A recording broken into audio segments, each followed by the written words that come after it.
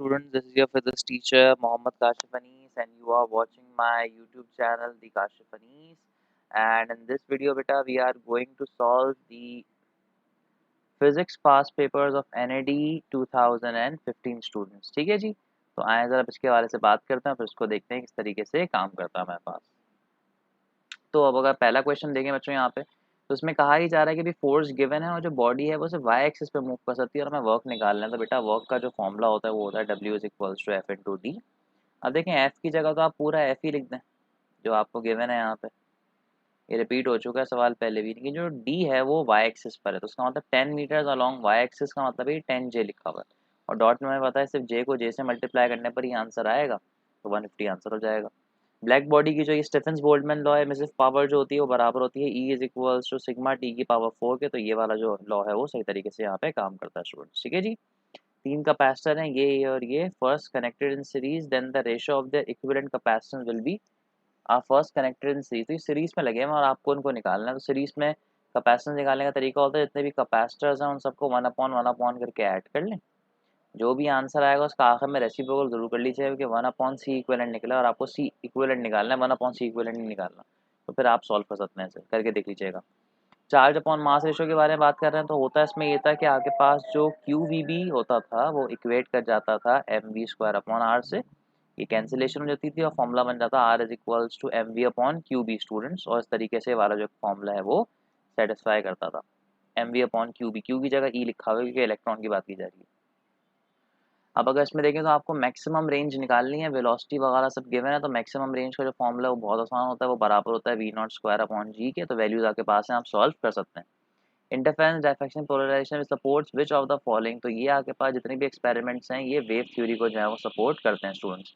Which of the following is not a vector, तो speed एक vector नहीं है। Simple pendulum is made up of mercury, the mercury is drained of their time period will be, तो देखें time period का मास पे कोई relation नहीं है तो टाइम पीरियड सेम रहेगा। The minimum energy required to remove an electron, तो उसको हम लोग क्या कहते हैं, वर्क फंक्शन कहते हैं। The energy obtain from tapping, earth की जो कोर है वहां से जो एनर्जी निकलती थी जियोथर्मल एनर्जी कहलाती है, चैप्टर नंबर 7 की एनर्जी एक्सप्लेनेशन में लिखा हुआ है। Heat supply to utensil is this, इतने वोल्ट्स पे रेजिस्टेंस निकाली ना। देखें पावर गिवन है असल में, तो पावर का फॉर्मूला होता है V²/R, हम डेटा के हिसाब से लगाए तो हम यहाँ से R निकाल सकते हैं।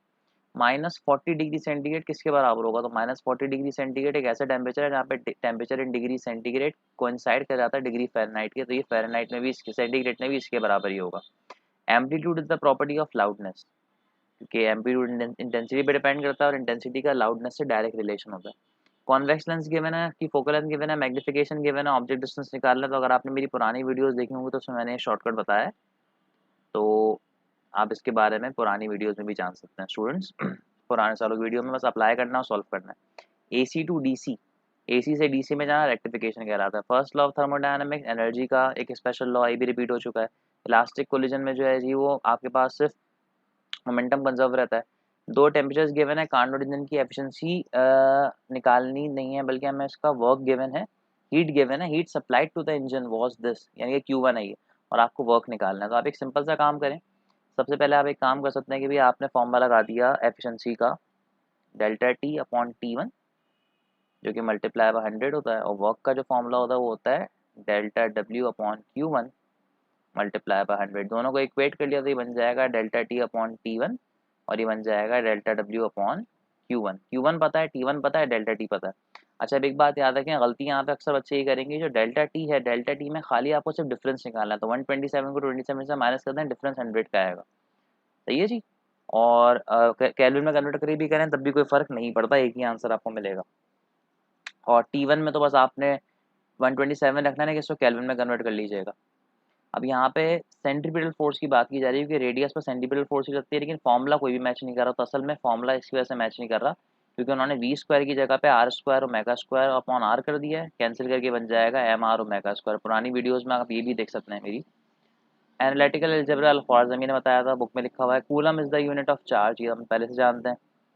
इसी तरीके से वोल्टेज नहीं, जे क्रॉस के क्या होता है, तो I J K, ये तीन एरोज आपने यहाँ पे जो इस तरीके से ड्रॉ कर दिए। J क्रॉस के I के बराबर होता है और I.I किसके बराबर होता है, 1 के।